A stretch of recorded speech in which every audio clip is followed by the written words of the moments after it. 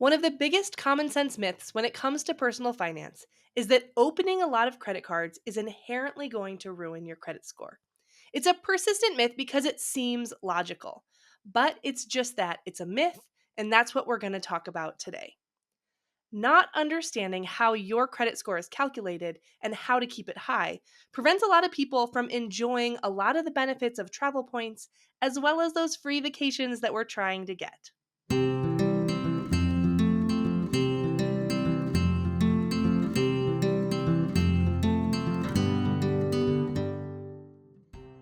Welcome back to Travel Points for Normal People. I'm Katie, and I'm here because I know that travel costs add up, especially for a family. But I believe that travel isn't just for the rich. That's why on Points for Normal People, I share the tips and tricks that our family has been using for over a decade to help you use your everyday expenses and credit card welcome offers to supercharge your travel points so that you can pay for entire family vacations every year. I have been opening credit cards for travel points regularly for over a decade.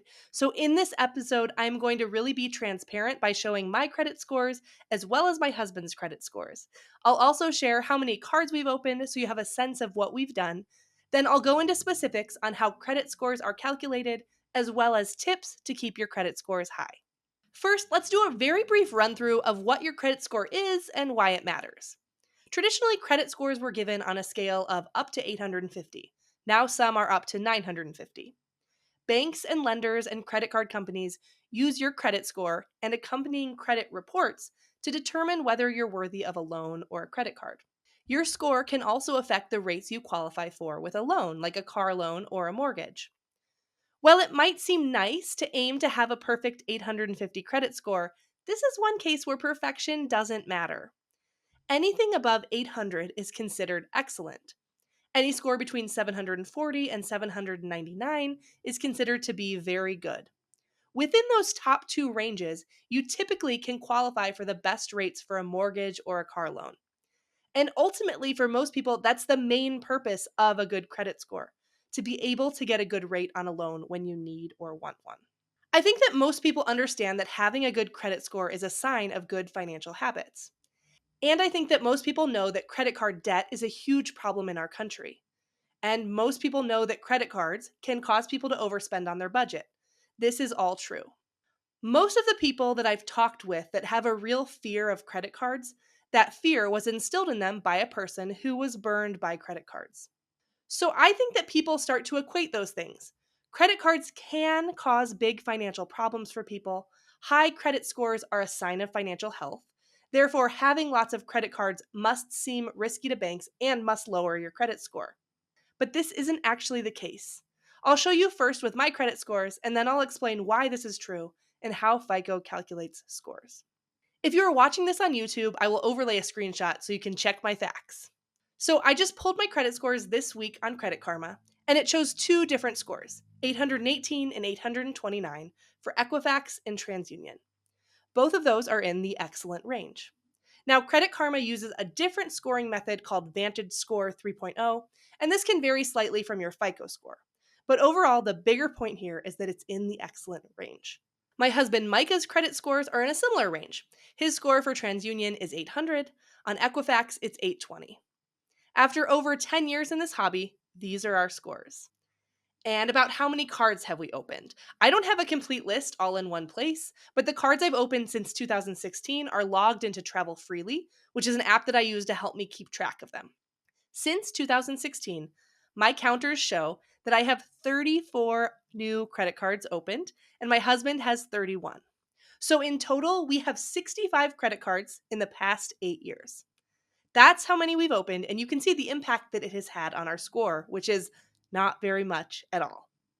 So let's talk about how we manage that and how you can too, simply by understanding how your FICO score is calculated. Once we understand that, we can take this knowledge of how scores are calculated and use it to make sure that we're keeping our scores high. This is not a personal finance podcast. I'm not here to teach you how to manage your expenses. I'm assuming that you're already there with me. And if you're not, you have to get there before you do all of this. So let's start off with the biggest impact to your credit score. FICO has this really nice pie chart for us that shows us exactly what goes into calculating your credit score.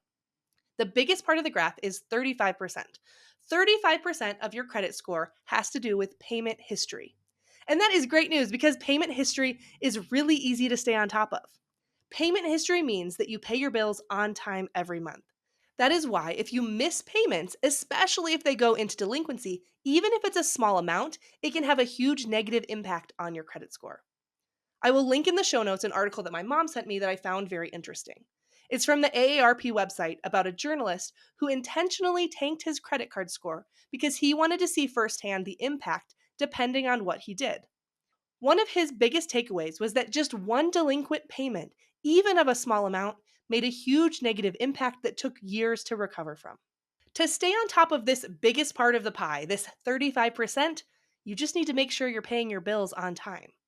Personally, the way that I manage that is I just put everything onto autopay. That's part of what I do every single time I get a new credit card. I make sure to put it on autopay. Have I ever missed a payment? Yes, I have.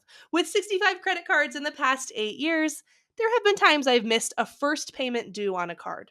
But these missed payments didn't affect my credit score because typically a bank won't report a missed payment as a delinquency for a few months. And so, what I've done every single time that that's happened, which has happened more than once, is I call the bank and I literally just ask for forgiveness. I say, I'm really sorry. I forgot to set up autopay. This is a new card. Can you waive the late fee? And every single time they have told me yes. I hope for your sake that it never happens to you. But like I've said, I'm a busy homeschool mom of two. So sometimes things fall through the cracks here. Overall, setting up autopay helps me make sure that I'm making these payments on time. The next biggest part of this pie chart from FICO is amounts owed. Amounts owed is 30% of your score. And this is something that a lot of people don't understand. Another way to think about amounts owed, and actually I think a more descriptive term, is credit utilization. Credit utilization is the amount of credit out there that you have been extended versus what you're using. The good news is that for many people, as you open more credit cards, this part of your score actually gets stronger. To keep the credit utilization part of your score high, which again is 30% of your score, you need to have credit extended to you which you are not actually using. As we started opening more credit cards for points, we actually saw this part of our score increase because when we started, we were young enough that we hadn't had much credit extended to us in the past. Now, here I will emphasize that you should always be paying off your balance in full on credit cards. Cards with travel points tend to have astronomical interest rates, and if you are carrying a balance and paying interest, you are negating any value that you might get from those points. But due to the fact that banks report account balances to credit bureaus on certain dates, and your payment due date may be after that date, sometimes you will see a balance reported on your credit report. Then it will be gone the next month. So, with that in mind, let's talk about credit utilization. You can think of it like this. Let's say you have one credit card with a $10,000 credit limit, and you have a $1,000 credit card bill reporting as a balance on your credit card. You know you're going to pay this off, but on your report, it looks like you're using 10% of your credit limit. So that's 10% credit utilization. Now, let's say you get a few more credit cards. And for really easy math here, let's say you get 10 cards, and now you have a $100,000 total credit limit. That same monthly bill of $1,000 shows up on your credit report because your monthly expenses haven't changed. But now your credit utilization is only 1%. So that big part of the pie chart, that 30% for having low credit utilization, will be even stronger.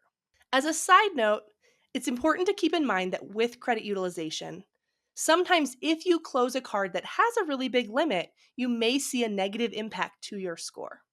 So, a little tip here is that if you are closing a card that has a high credit card limit and you have other cards with that bank, you can often ask a bank to move some of the credit limit over to one of the cards that you're keeping. With those first two areas, payment history and credit utilization, we've covered 65% of your score. 35% was payment history, and 30% was credit utilization. The next biggest part of the pie chart is 15%, and that is for length of credit history. This includes how long your credit accounts have been open, the age of your oldest account, the age of your newest account, and an average age of all your accounts.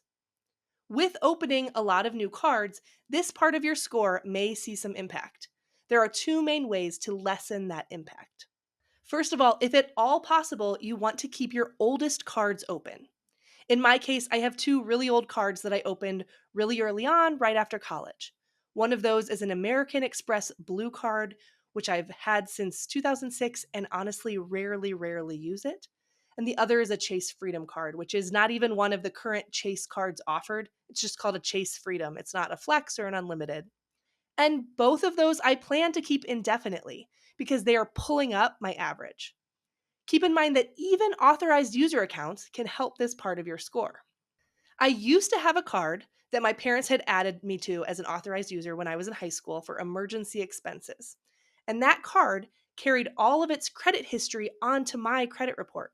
So in my 20s, I not only had a really good payment history record from that card, their authorized user card, I had an average length of credit history that was very high. I had an account in my 20s that had a 20-year history.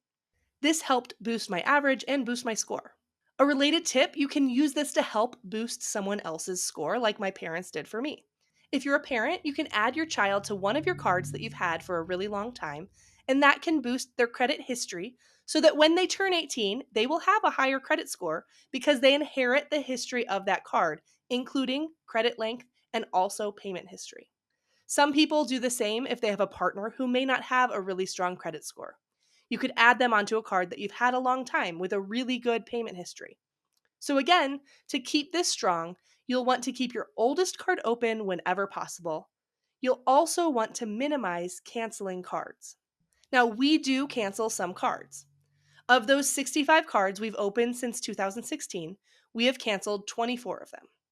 So you can see it is still possible to cancel some cards and maintain a good credit score. Again, this is a factor to consider, but ultimately it is just 15% of your score. And by keeping your oldest card open, that will also be helping your average. Another great option to boost this part of your score while opening cards for travel points is to downgrade a card to a no annual fee version instead of canceling. Since 2016, we have downgraded 15 cards instead of canceling them. We have multiple Chase Freedom cards, for instance, because my husband and I have both gotten the Chase Sapphire Preferred card more than once. But we don't need to both be paying an annual fee of $95 on that card, so we really only need one. So we downgraded one of our Sapphire cards to a Chase Freedom card, which has no annual fee. A lot of banks have what they consider product families. And within the product or card families, you can change from a card with an annual fee to a card with no annual fee. Typically, your card number will stay the same, and the account on your credit report will stay the same, and it'll keep that longer credit history and payment history. Again, you don't always have to do that. I don't want you to keep a card with an annual fee that you're not using the benefits on. Moving on, let's finish explaining this pie chart, and then I'll go into a few more other details and tips. To review, we've covered 35%, which is payment history, 30%, which is credit utilization, 15%, which is average length of credit history, and all of that has added up to 80%. The last two parts are both 10% of your score each. One of those is credit mix. This is stronger when your credit report has more diversity. So if you have had a mortgage and you have had an auto loan and you've had student loans and a credit card, then this area of your score will be stronger. If you're a person who has never used credit cards, this could get better for you if you're finally starting to use a credit card because it adds to your credit mix. Then the last 10% is impacted by new credit. This is probably where you're going to see the biggest impact, but again, it is only 10% of your total score. This largely has to do with new inquiries for credit on your report. So you will see a dip of a few points every time you apply for a new credit card because you're going to have what's called a hard inquiry into your credit report. If you were to apply for a credit card every single day for a month, you would probably see a few points dip every single day. And that's going to be harder to recover from. But typically, experts say that you'll recover those few points within a few months. To help keep this part of your score stay strong, I generally recommend that you wait 60 to 90 days between opening credit cards. That gives your credit score that time to recover from those few points it has lost. So now that you have a background knowledge of how your score is calculated, I'm going to give you a few key habits that will help you keep your credit score high while opening cards for travel points. The first thing that I think is so important to do is monitor your credit. If you're not already monitoring your credit, now is the time to start. Some banks give you this option, like Chase has something called Chase Credit Journey that can do this for you. I personally use Credit Karma, which is a free service.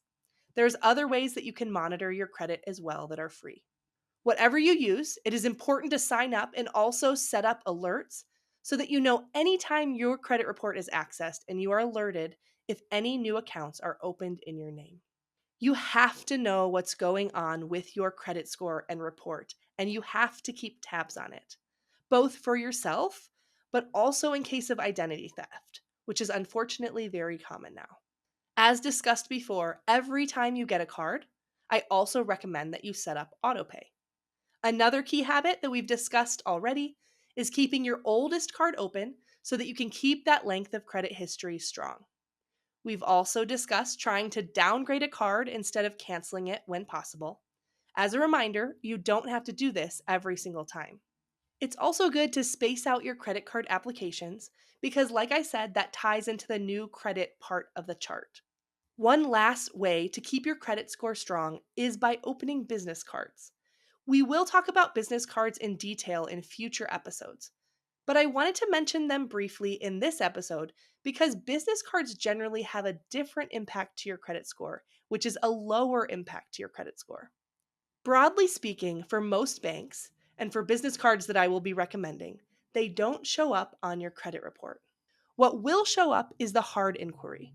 So if you go to apply for a Chase Ink Cash card, which is a business card from Chase, it will show up on your credit report that Chase has accessed your credit. So that is a hard inquiry. So it will show up in one very small part of your credit report, the 10% for new credit. You will see it there. But the actual account does not go onto your credit report. So that means that if you have that card and you close it after a year, it's not bringing down your average length of credit history. Business cards can be really valuable beyond just a lowered impact to your credit score. Of our cards, of those 65 cards, 33 are business cards. So it's more than half. We'll go into business cards more in future episodes. I hope that this overview of the factors that influence your score is helpful to give you an understanding of how you can open multiple cards and maintain a high credit score. Your action steps today are simple as always. First of all, sign up for something to monitor your credit. I will put a few links down in the show notes if you need advice on where to go. I didn't talk about this in the show, but I actually also recommend that you freeze your credit bureau reports as well. There used to be a charge to do this, but now it's free to do. I think it can be really helpful to just have the default be that your credit reports stay frozen, which means that no one can access your credit, which helps you prevent identity theft. And yes, it adds an extra step when you go to apply for cards, but it keeps you the safest. So in addition to monitoring your credit, I recommend you freeze your 3 main credit bureaus so that no one else can access them.